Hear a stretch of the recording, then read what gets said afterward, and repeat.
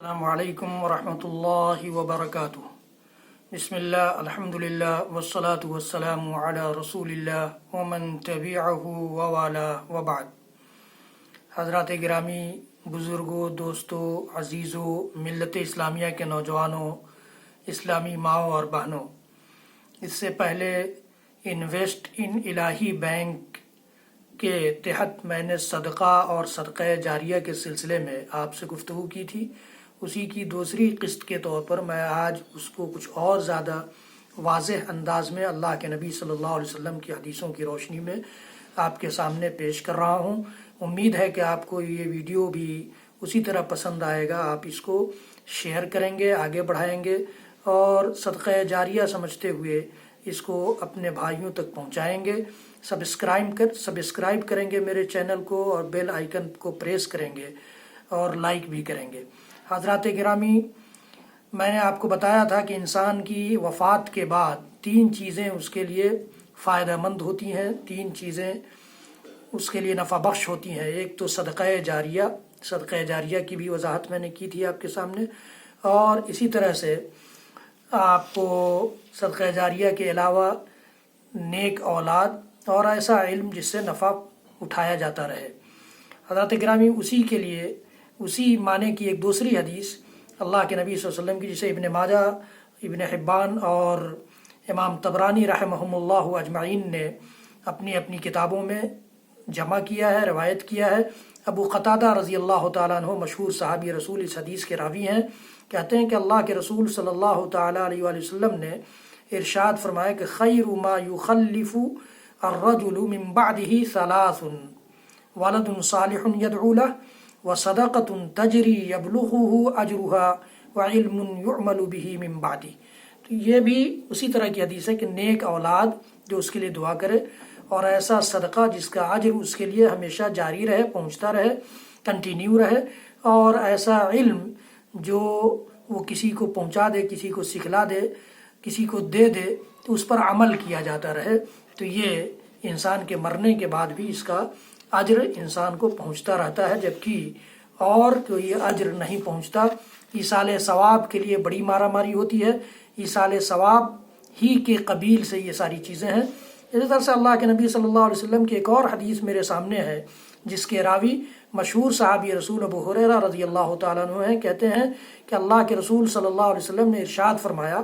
ان مما يلحق المؤمن من عمله وحسناته بعد موته، موت کے بعد جو عمل، جو نیکی انسان کو، مومن کو، مسلمان کو مل سکتی ہے، پہنچ سکتی ہے، سلسلہ جاری رہ سکتا ہے، وہ کیا ہے؟ علما علمہ،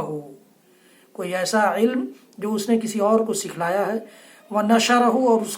اس کی نشر و اشاعت کا انتظام کر دیا ہے۔ تو جب تک اس علم کی نشر و اشاعت ہوتی رہے گی، جب تک اس علم کا سلسلہ جاری رہے گا، ایک دوسرے تک منتقل ہوتا رہے گا وہ علم، تب تک اس مرنے والے مسلمان کو، مومن کو اس کا اجر ملتا رہے گا، کنٹینیو رہے گا۔ تو گویا یہ بھی صدقہ جاریہ ہی کے قبیل سے ایک صدقہ ہے جو ہم نے یا مرنے والے نے، مسلمان نے کسی کو دیا ہے۔ وَنَشَرَهُ وَوَلَدًا صَالِحًا تَرَكَهُ، اور نیک اولاد جو اس نے چھوڑ دیا ہو، نیک اولاد دعا بھی کرے گا، تو دعا بھی کرے گا یا نیکیاں بھی جو کرے گا، وہ سارے کا صدقہ اور اس کا پروفٹ جو ہے اس انسان کو جو مر گیا ہے پہنچتا رہے گا۔ ایصال ثواب یہ نہیں ہے کہ ہم دو چار کرائے کے مولویوں کو بلا لیں اور قرأت کرا لیں، اپنے گھر میں قرآن خوانی کرا لیں اور بیڑا پار ہو گیا۔ نہیں،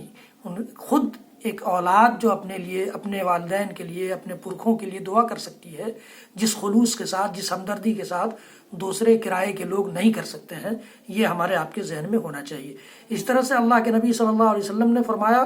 کہ وہ مصحفاً ورثہ،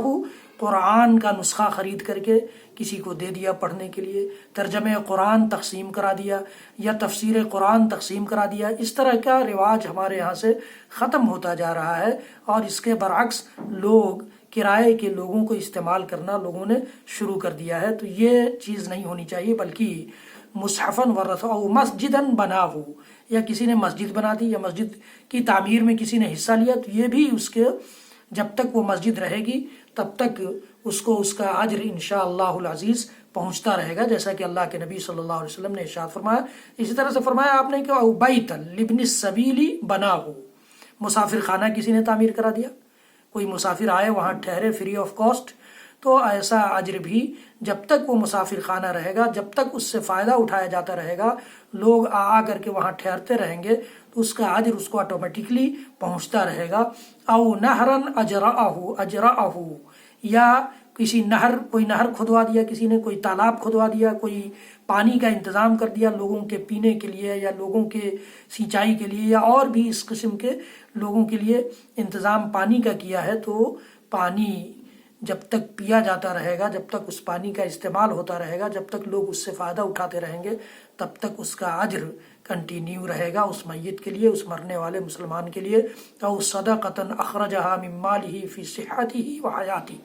یا ایسا صدقہ جو اپنے مال میں سے اس نے اپنی صحت اور اپنی زندگی میں نکالا ہے،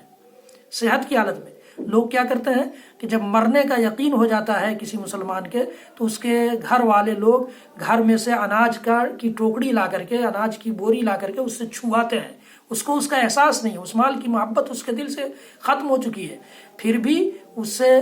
چھوا لینے سے وہ اس کا اجر اور اس کا حقدار نہیں ہو جائے گا، اس کا صدقہ اس کی طرف سے نہیں مانا جائے گا، بلکہ وہ اپنے ہوش و حواس میں، جب اس کے اندر مال کی محبت باقی ہے، ایسی حالت میں اپنی صحت کی حالت میں صدقہ کرتا ہے، تو یہ صدقہ اس کے لیے صدقہ جاریہ مانا جائے گا۔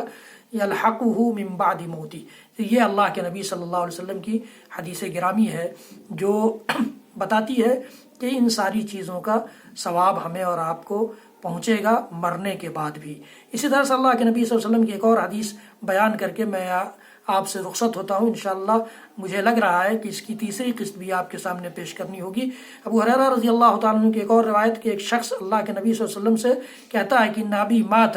وترک مالا ولم یوصی، کہ میرے باپ مر گئے ہیں اور انہوں نے مال بھی چھوڑا ہے بہت زیادہ، لیکن کوئی وصیت انہوں نے نہیں کی ہے، فہل یکفر عنہ ان اتصدق عنہ، تو کیا ان کی طرف سے کفارہ ہوگا کہ میں ان کی طرف صدقہ کروں؟ تو اللہ کے نبی صلی اللہ علیہ وسلم نے فرمایا کہ ہاں، کیوں نہیں۔ رواہ احمد و مسلم والنسائی وابن ماجہ، اس حدیث کی روایت امام احمد بن حنبل رحمۃ اللہ علیہ نے اپنے مسند میں، امام مسلم رحمۃ اللہ علیہ نے اپنی صحیح میں، امام نسائی رحمۃ اللہ علیہ نے اور ابن ماجہ رحمۃ اللہ علیہ نے اپنے اپنے سنن میں روایت کیا ہے۔ امام البانی رحمۃ اللہ علیہ نے اس حدیث کو صحیح قرار دیا ہے۔ تو اس میں یہ ہے کہ مرنے کے بعد کوئی اولاد اگر اپنے والدین کی طرف سے، اپنے پرکھوں کی طرف سے، اپنے گھر والوں کی طرف سے صدقہ کرتا ہے اور تو ان کو اس کا اجر ملے گا۔ یہ اللہ کے نبی صلی اللہ علیہ وسلم کا ارشاد گرامی ہے۔ باقی باتیں صدقہ جاریہ کے بارے میں یا مرنے کے بعد نفع پہنچانے والے اعمال کے بارے میں، ایصال ثواب کے بارے میں انشاءاللہ العزیز آپ انویسٹ ان الہی بینک کی تیسری قسط میں سنیں گے۔ رب العالمین سے ہم اور آپ دعا کریں کہ رب العالمین ہم سب کو اپنی صحت، اپنی زندگی کی حالت میں اپنے محبوب مال میں سے، پسندیدہ مال میں سے اللہ کے راستے میں خرچ کرنے اور اللہ کے محتاج، نادار، یتیم، مسکین، محروم بندوں پر خرچ کرنے کی توفیق عنایت فرمائے، اپنے کلمے کی بلندی کے لیے خرچ کرنے کی توفیق عنایت فرمائے۔ وصلی اللہ تعالی علی نبینا محمد وعلی آلہ وصحبہ وسلم۔ سبحان ربک رب العزۃ عما یصفون وسلام علی المرسلین والحمد للہ رب العالمین، والسلام علیکم ورحمۃ اللہ وبرکاتہ۔